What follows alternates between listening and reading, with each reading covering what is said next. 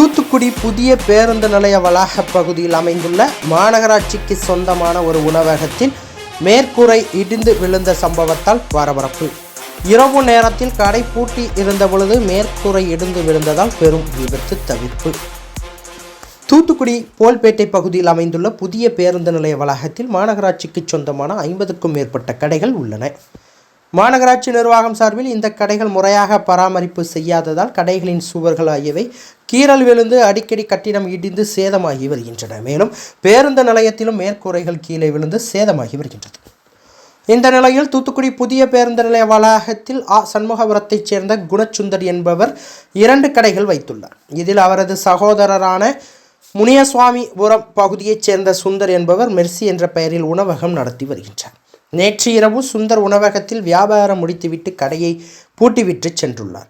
இன்று காலை கடையை திறந்து பார்த்த பொழுது கடையின் உணவு அருந்தும் பகுதியில் மேற்கூரை முற்றிலுமாக இடிந்து கீழே விழுந்து சேதமாகி இருப்பது தெரிய வந்தது.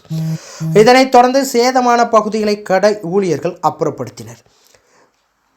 நள்ளிரவு 3 மணி அளவில் இந்த விபத்து நடைபெற்றதால் பெரும் விபத்து தவிர்க்கப்பட்டது. ஹோட்டல் செயல்படும் நேரத்தில் அந்த பகுதியில் வாடிக்கையாளர்கள் அமர்ந்து உணவு அருந்துவதாகவும் அந்த நேரத்தில் இந்த மேற்கூரை இடிந்து கீழே விழுந்திருந்தால் மிகப்பெரிய அளவில் உயிர் சேதம் ஏற்பட்டிருக்கும் எனவும் அங்கே இருந்த வியாபாரிகள் தெரிவித்தனர். எனவே மாநகராட்சி நிர்வாகம் உடனடியாக புதிய பேருந்து நிலைய வளாகத்தில் அமைந்துள்ள கடைகளில் பராமரிப்பு பணிகளை மேற்கொள்ள வேண்டும் என கோரிக்கை எழுந்தது. லாப்டு உடஞ்சி நைட்டு 3 மணிக்கு உணர்ந்துருக்கு. ஏது மக்கள் சாப்பிட்டுட்டு இருக்கும்போது தான் ரொம்ப பேரழிவாகிருக்கும்.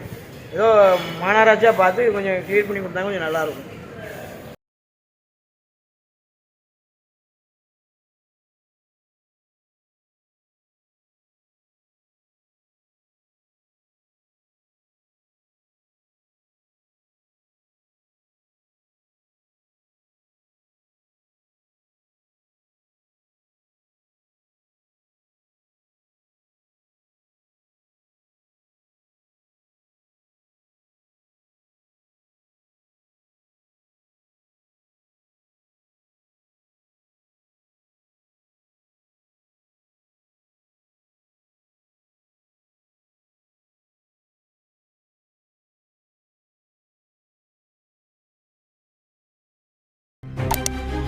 செய்திகளை உடனுக்குடன் தெரிந்து கொள்ள உங்கள் கரம் டிவியை சப்ஸ்கிரைப் செய்யுங்கள்.